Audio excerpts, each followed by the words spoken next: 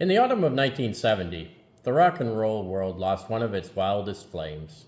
Janis Joplin, the raw-throated belter from Port Arthur, Texas, who clawed her way from the small-town outcast to festival goddess, slipped away at the young age of just 27. It was an accidental heroin overdose, pure tragedy wrapped in the chaos of her life. But as we peel back the layers of that fateful night, we uncover not just a story of excess, but a tapestry of odd coincidences, eerie premonitions, and the shadowy pull of what fans would later call the 27 Club. A club no one wants to join, yet one that summons its members with an otherworldly insistence. Picture Janis in her prime, wild curls framing a face etched with defiance, her voice a guttural howl that could shatter glass or mend broken souls. Born in 1943, she was the odd girl out in a conservative Texas, doodling beatnik poetry, listening to Bessie Smith records while her peers twirled to sock hops. By the mid-60s, she had exploded onto the scene with Big Brother and the Holding Company, turning the Monterey Pop Festival into her personal inferno with Ball and Chain. She was raw, unfiltered, screaming her pain into the void, swigging Southern comfort like water, and loving fiercely, often destructively. But beneath all of this lurked demons, a gnawing loneliness, a battle with heroin that started as a rebellion and became a chain. Fast forward to October 1970. Janis was in Los Angeles, piecing together her solo masterpiece, Pearl, named after the nickname her bandmates gave her for her lustrous talent. The sessions at Sunset Sound were electric, full of laughter, late nights, and that signature Joplin fire. But the drugs, they were always there, a siren call in the needle's point. She'd been cleanish for stretches, but the pressure of fame, the ghosts of failed romances, they all pulled her back. On October 1st, she scored some fresh heroin from her dealer, a potent batch cut with something extra lethal. She shot up, felt the rush, and crashed hard. The next day, October 2nd, she woke groggily but determined, heading to the studio to lay down vocals for Buried Alive in the Blues. Little did she know those would be her last recordings. Kind of a haunting way to go, as if the song foresaw her own entombment. That evening, Janis returned to her room at the Landmark Motor Hotel, a nondescript spot off Hollywood's glittering strip.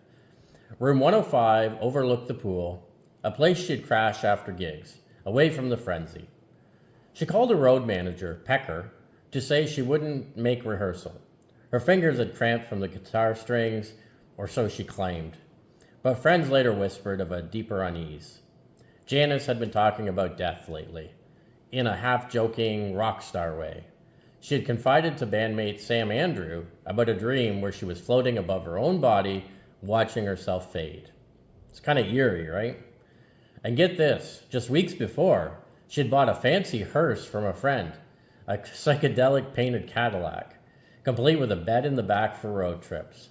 She laughed it off as a party prop, but some saw it as tempting fate. I'm gonna ride in style, she'd say, her eyes distant.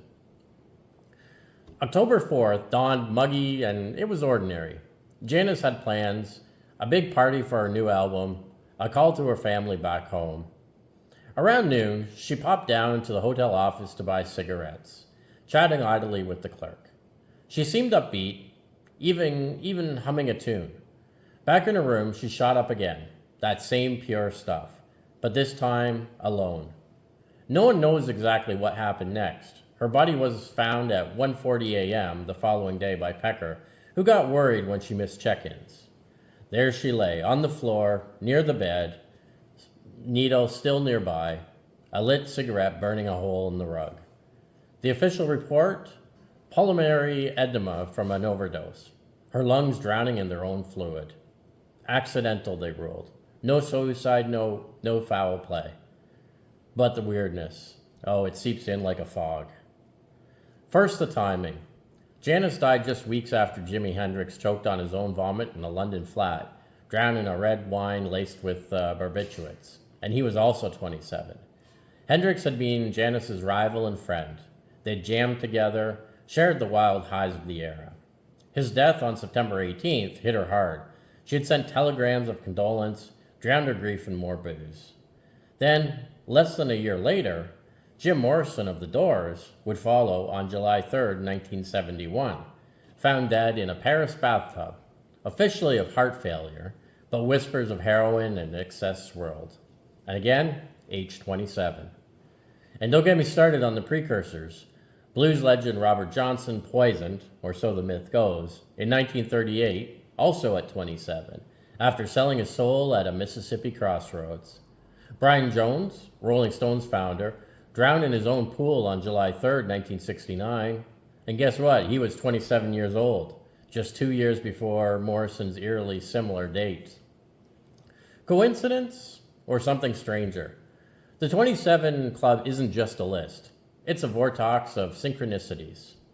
Kurt Cobain shot himself in 1994 at 27, his suicide note echoing Janis's unspoken cries of isolation. Amy Winehouse, that torch soul song Soul with a voice like shattered velvet, overdosed on vodka in 2011. And again, she was 27. Weird patterns emerge. Many died on the 3rd or 4th of the month. Jones and Morrison both on July 3rd, Joplin on the 4th, Hendrix just weeks before. And get this, Janis's death certificate was signed on October 5th, but rumors persist of a lost day where the hotel clerk seemed to skip, or that her body was discovered under a full moon that bathed the room in an unnatural glow. Paranoid fans pointed to the curse, all these talents, peaking at 27, as if the universe claims them before they burn out or sell out. But let's zoom in on Janis. Post-mortem, her body was cremated, ashes scattered from Stinson Beach overlooking the Pacific, fitting for a free spirit. Yet odd reports trickled out. The hearse she bought, it sat unused, gathering dust, until a fan story claimed it vanished from storage, only to reappear miles away with unexplained scratches, like claw marks from the grave. Her final album, Pearl, released after her death, topped the charts. Me and Bobby McGee became her anthem. But listen close. In the fade out of Mercedes-Benz, her capella plea for a car without the devil, you hear a faint echo, like a sigh from beyond. Audio engineers swear it's just a reverb, but superfans hear her voice cracking, whispering help. And the premonitions? Bandmates Full Tilt Boogie's bassist Brad Campbell recalled Janis joking about the 27 Club just days before. If I kick it at 27, at least I'll go out legendary. Her astrologers noted a rare planetary alignment in October 1970. Saturn opposing her moon, a harbinger of sudden endings. Even her jewelry, she wore a necklace with a crescent moon, pendant that night, said to be cursed from the old blues singer. The 27 Club weaves a web of uncanny. Take Hendrix. He dreamed of his own grandmother's death 3 days before his own, painting watercolors of drowning figures. Morrison wrote poetry about the Lizard King, dying young, found with a notebook page describing a woman, maybe Janis, fading in a hotel room. Cobain's journals brimmed with sketches of overdosed angels. Winehouse? She covered Will You Still Love Me Tomorrow obsessively, as if foreseeing her lonely end. It's like these souls shared a collective shadow, drawn to the flame at 27, where genius meets the abyss. Janis didn't just die. She dissolved into legend, her voice echoing throughout decades. Was it the drugs, the lifestyle, or something weirder? A pact with the muse that demands repayment? The landmark hotel still stands. Room 105, sealed like a tomb. Guests reporting chills, whispers in the night. Rock and roll's underbelly is full of such tales. The beautiful damned, forever 27, their stories, a warning wrapped in wonder. If you enjoyed our story today, subscribe to the Daily Pastcast on YouTube and like this video. And come back and visit the channel daily as we have new and exciting stories to tell every day on what happened on this day in history.